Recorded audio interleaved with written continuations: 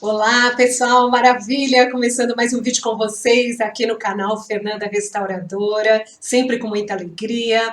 Espero que cada um esteja muito bem. Hoje eu trago um relato que me chocou muito, isso mesmo, conforme eu coloquei no título. Eu vou ler para vocês esse relato. Trata-se de uma história, inclusive de superação, mas que traz muitos ensinamentos. Então prepare o cafezinho, prepare porque é um pouco demorado, mas vale a pena acompanhar, tá bom? Não esqueçam de contribuir com o canal, deixando o like se vocês gostarem do vídeo, ok? Deixem perguntas e também comentários. Vamos ao vídeo? Então vamos ao relato. Ela escreve assim: eu e minha mãe, junto com meu pai, vivíamos muito bem. Meu pai era engenheiro, minha mãe trabalhava em um hospital como enfermeira. Eles me davam de tudo, não me faltava nada.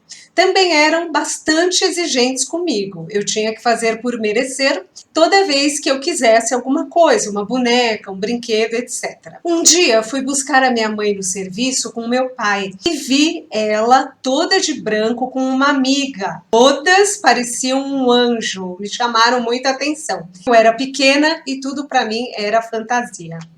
Eu comecei a me encantar com a profissão e comecei a brincar de médica com as minhas bonecas. Até ganhei da minha mãe um estetoscópio velho lá do hospital onde ela trabalhava. O tempo foi passando, eu cresci e comecei a fazer cursinho. Foi aí que eu conheci o Carlos. Eu e o Carlos começamos a conversar e, por fim, namorar. Ele era muito atencioso, carinhoso, enfim, um cavalheiro. Meus pais e os pais dele não deram muita bola, pois éramos jovens demais. Estávamos com 19 anos os dois. Os dias seguiram e entrei para a faculdade de medicina, o qual era o meu grande sonho. E Carlos entrou para a faculdade de direito.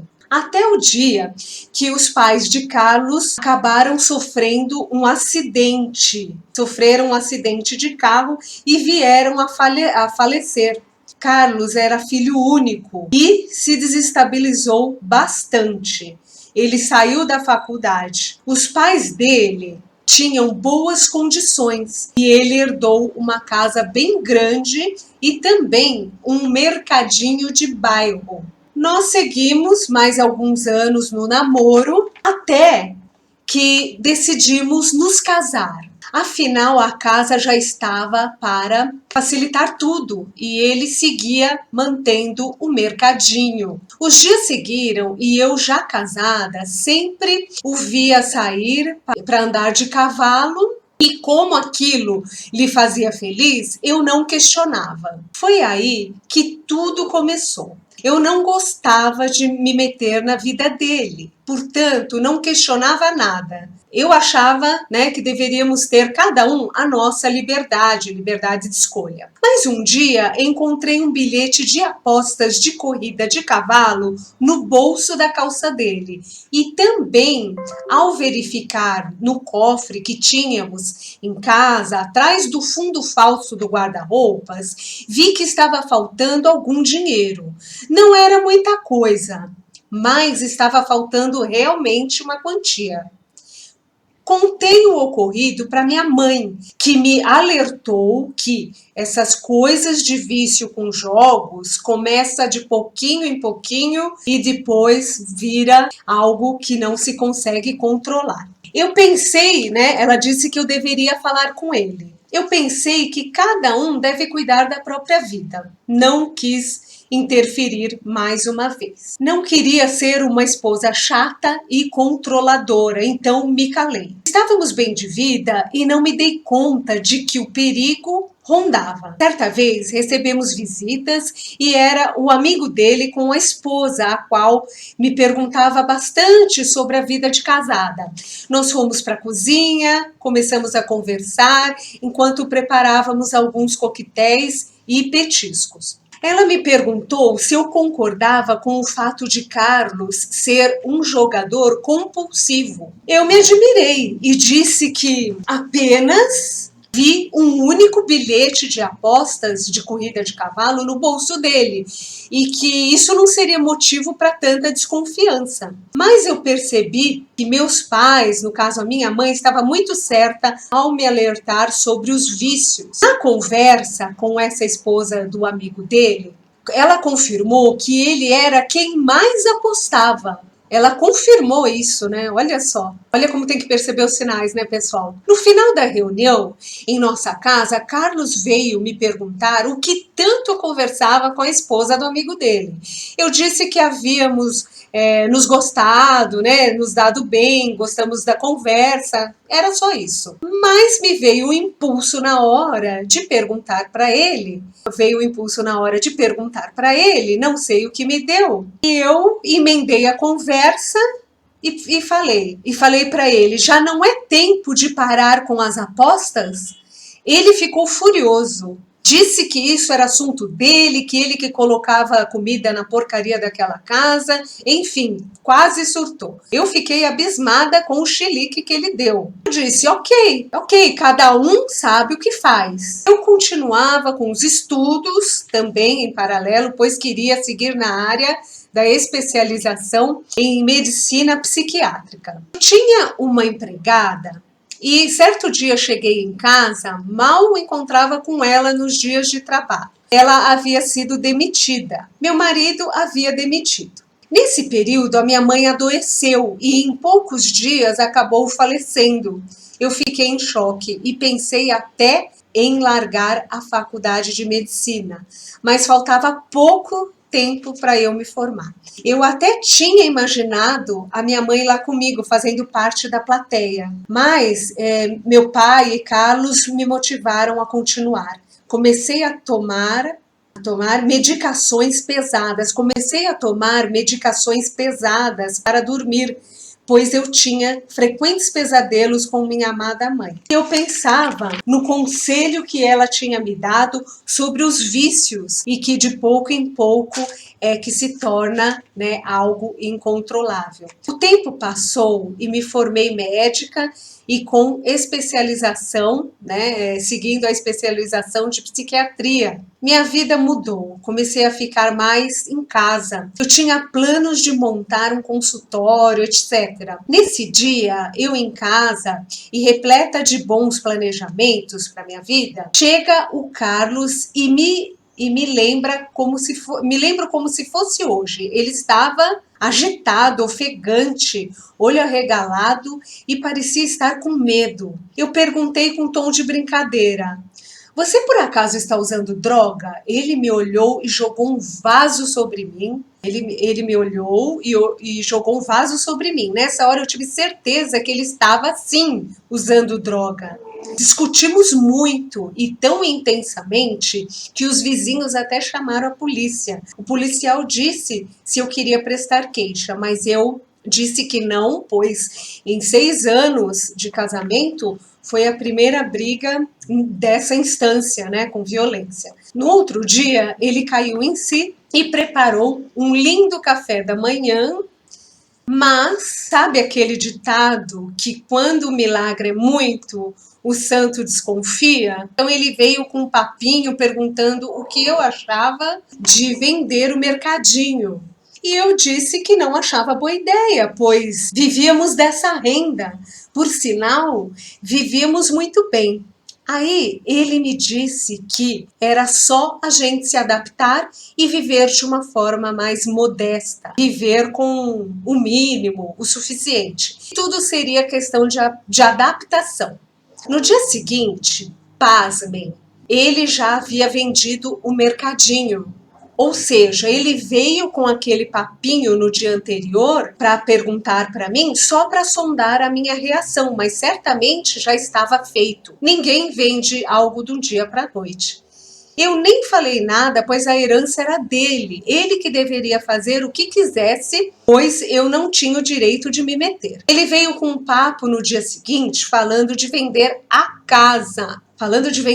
Eu disse, por quê? É uma casa dos sonhos. Foi dos seus pais, é uma casa boa, está num bairro bom, tem piscina, 4 suítes. Porém, mais uma vez, resolvi me calar. Nem discutir. Falei, faça o que quiser. Ele me falou que havia encontrado um outro local para morarmos e me levou até lá. Eu surtei. Quando eu vi o apartamento, eu surtei. Ele tinha 65 metros quadrados, ficava perto de uma favela e era horrível. E disse a ele como ele teve coragem de comprar um imóvel assim tão ruim. Foi aí que eu, mais tarde, aos prantos, pensei comigo que algo errado estava acontecendo. Quando alguém vende uma casa boa para querer viver de renda, da renda dela, vender o mercadinho também, nessa hora saí de casa imediatamente e fui para um caixa eletrônico consultar a conta e o extrato para saber o valor. E mais uma vez, pasmem. O que tínhamos no banco mal dava para viver 2 anos. Imagine a vida toda, como ele tinha falado. Eu fui questioná-lo cheia de raiva. E lá se foi mais uma briga a noite toda. No dia seguinte, ele chegou com hematomas no rosto. Havia sido espancado. Eu perguntei, ele mentiu, disse ter sofrido um acidente de carro e eu disse: cadê o carro? Nossa, gente, essa história é chocante, né?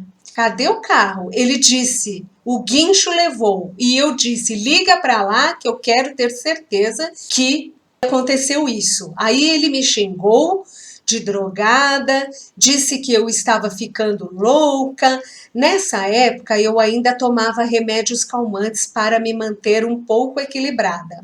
A discussão seguiu e tomei mais um comprimido. Lembrava da esposa do amigo dele e aí comecei a procurar na agenda o telefone dela. Encontrei. Resolvi ligar, pois eu gostava muito dela e sentia nela uma amiga. Liguei e marcamos um café para nos falarmos, conversarmos sobre a vida.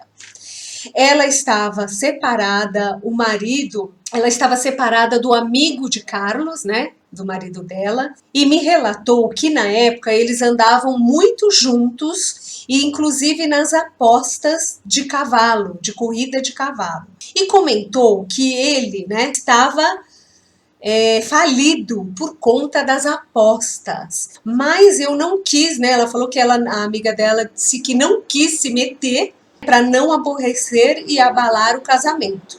Eu disse que estava desconfiada, mas eu não sabia como agir. Ela contou que ele não pagava os funcionários, não pagava os fornecedores do mercadinho, por isso eles estavam processando na justiça e ele iria perder, né? Realmente ele iria perder. Todos os funcionários estavam furiosos. Quando fui para casa, me afundei nos remédios, tomei calmantes e chorei muito. Quando ele chegou, eu joguei toda a minha raiva nele. Eu xinguei de tudo o que foi nome e chamei ele. E o meu maior erro foi chamar ele de pau pequeno. Não sei por que eu fui falar aquilo. Ele riu e falou que eu não servia nem para satisfazê-lo na cama e estava sempre drogada, indisposta. Portanto, era com a empregada que ele usava o... né? Você já sabe. Então, saiu essa discussão, né? Ele me chamou de coitada, viciada, e eu disse que era drogada e viciada, mas uma médica formada. E ele era um Zé Ninguém, drogado, fracassado e falido, que só herdou o dinheiro dos pais e ainda por cima detonou a herança. Nessa hora, eu vi que havia passado dos limites durante a briga. Ele veio para cima de mim e começou a me bater muito, me deu muitos socos no rosto e só parou quando eu berrei para ele parar com a surra. Isso só serviu para eu me afundar ainda mais nos remédios. Terminei a minha especialização em psiquiatria, na medicina psiquiátrica, e achei que as coisas fossem melhorar. Mas a vida me surpreendeu. Meu pai se suicidou e eu me senti culpada por não perceber que ele estava depressivo e sozinho, precisando de muita ajuda. Isso fez aumentar o meu consumo dos remédios e eu chegava a roubar os medicamentos dos pacientes do hospital o qual eu trabalhava. Olha só a história, gente. Tinha dias que eu ia trabalhar dopada. Enfim, consegui me separar do Carlos e dei entrada em uma casa para eu morar sozinha e ter paz. O Carlos vivia me ameaçando, dizia que ia me matar, entre outras coisas. Decidi viajar, fui para o sul e conheci Márcio. Me apaixonei, ele se dizia capitão da marinha, lá do estado, mas eu reparava que ele nunca tinha um centavo no bolso. Ele justificava que essa falta de dinheiro era por conta da separação da ex-mulher e de todo o processo que levou muito dinheiro dele. Ele acabou indo morar comigo, pois nos dávamos bem e ele parecia ser um bom parceiro e amigo. Eu comecei a trabalhar dobrado, pois eu queria comprar um carro, estava determinada. E eu guardava todas as economias dentro de uma caixa de sapatos embaixo da cama. Eram economias que eu fazia com hora extras no trabalho. Então ela queria comprar um carro, né, gente? Ela estava guardando dinheiro embaixo da cama, numa caixa de sapatos. Um dia ele me viu guardando dinheiro nesta caixa de sapatos embaixo da cama e ficou admirado com a quantia. Na hora eu pressenti a maldade dele, porém ignorei, achando ser bobagem da minha cabeça. Ai, gente, por que vocês fazem isso? Vocês têm a intuição e mandam embora a intuição estava lá, né? Adivinha no outro dia o que aconteceu? Ele sumiu e levou todo o dinheiro que estava na caixa de sapatos. Eu fui muito burra. Eu surtei de ódio. Levou todo o dinheiro que eu juntava há tempos, num maior esforço para comprar o meu tão sonhado carro. Me afundei nos remédios controlados, aqueles que eu roubava lá do hospital. Eu queria desaparecer. Até que um dia o diretor do hospital apareceu junto a mim com a polícia durante o meu turno de trabalho e eu fui presa. Ele tinha provas de que eu estava me apossando dos medicamentos controlados dos pacientes do hospital. Perdi a licença médica, perdi minha casa e fiquei sem chão. Bom, eu não vou citar o que aconteceu dentro da cadeia, pois esse e-mail está muito grande. Paguei as minhas dívidas com a sociedade e eu já com os meus 46 anos arrumei um trabalho em uma lanchonete e por fora fazia trabalhos como empregada doméstica. Comecei a trabalhar em uma casa muito boa, onde os meus patrões eram dentistas. Eles me tratavam muito bem, me aconselhavam, souberam do que passei. Eu cheguei a contar a minha história e os comoveu muito. A minha patroa me incentivou a fazer uma faculdade, a nova faculdade, né, gente? Ligada à odontologia, pois eu estava muito interessada. Disse que se eu passasse, ela iria bancar os estudos e eu poderia morar com eles como uma empregada fixa. Eu aceitei imediatamente, me senti muito acolhida. Eu fazia tudo por eles, me sentia como uma filha. Fazia de tudo para não fazer nada errado e não dar-lhes nenhuma dor de cabeça. Tudo fluía bem. Me dedicava dia e noite para realizar esse meu sonho. Eu me formei dentista e fui chamada para a clínica desses meus patrões. Eu sou bastante empenhada na excelência do meu trabalho. Estou amando o que faço. Estou hoje casada com um viúvo. Ele é mais velho do que eu, mas muito jovial. Tem 2 filhas e todos nós nos damos bem. Eu larguei o vício de medicamentos e evito tomar qualquer remédio. Busquei forças do fundo do meu âmago para ser quem sou hoje. Carlos, eu soube, né? Carlos, o ex-marido dela, vocês lembram? O Carlos, eu soube que foi assassinado por conta de dívidas com agiotas. Eu sinto que sou uma guerreira, apesar de muito tempo eu ter duvidado da minha própria força e não ter tomado uma atitude ao meu favor.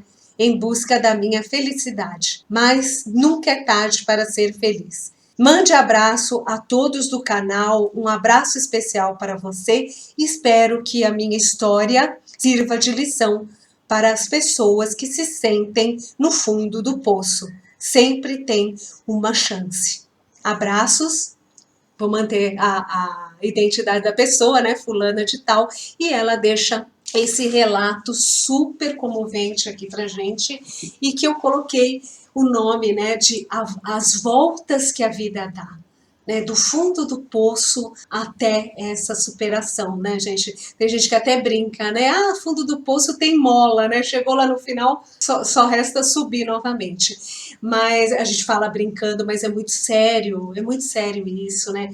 O que nós podemos tirar de exemplo dessa história, né? Não quero que fique muito comprido aqui o vídeo, mas veja que os sinais estavam lá. Quando a pessoa não se coloca, né? Ela não questiona mais a situação. Você tem que ter uma visão de futuro, de planejamento. Quando você vê que algo está estranho ali, né? A gente pode perceber na história dela que ela não participava muito das coisas. E não é ser intrometida, mas entre um casal precisa ter diálogo. Né, a conta do banco e tudo, né? Você precisa estar acompanhando essa estrutura familiar. Barulho de avião. Então, você precisa estar acompanhando, né? Porque a casa é como uma empresa. Então, no relacionamento precisa ter diálogo, companheirismo, né? Então, qualquer desconfiança é preciso tomar uma atitude. E ela já estava vendo que tinha algo de errado, que ele não estava sendo sincero com ela, ele já estava, né, partindo para os vícios. Ela também, como fuga, utilizava medicamentos para entorpecer, para sair fora da realidade. Isso resolve? Não, só dificulta. Quando a pessoa busca essas alternativas paliativas para resolução, só atrapalha. É anestesia, né? A pessoa toma um medicamento para se anestesiar, ou usa drogas, ou bebe. Só serve para, né, mascarar o problema. A gente só resolve um problema na ação, tomando uma decisão. Então, se ela já tivesse se separado dele, né, não precisaria tanta briga, tanto desgaste, tantos aborrecimentos, né? Vai cada um para o seu lado. Se o casamento não está legal, cada um para o seu lado. Vamos buscar a felicidade individualmente, não é? Porque casamento é para ser feliz. A gente não pode se forçar a ficar junto por protocolo, né? Nem por filho. Ela não tinha filhos, mas, né, pelo que quer que seja. Não é mesmo? Então, olha quantas lições esse relato. E a questão também dela se sentir culpada com a morte do pai. Então, o pai entrou em depressão depois que a mãe dela faleceu, ficou morando sozinho, tudo. E aí? Né? É para se sentir culpada? Não.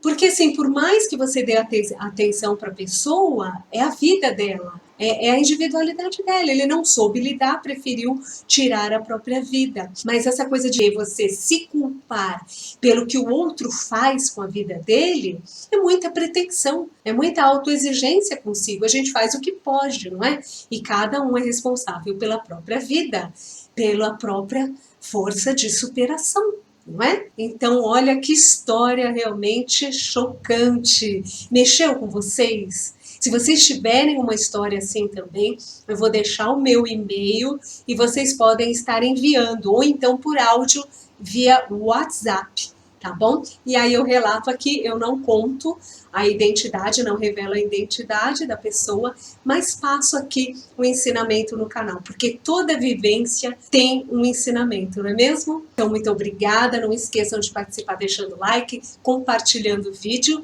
e eu volto logo mais com outro tema. Tchau!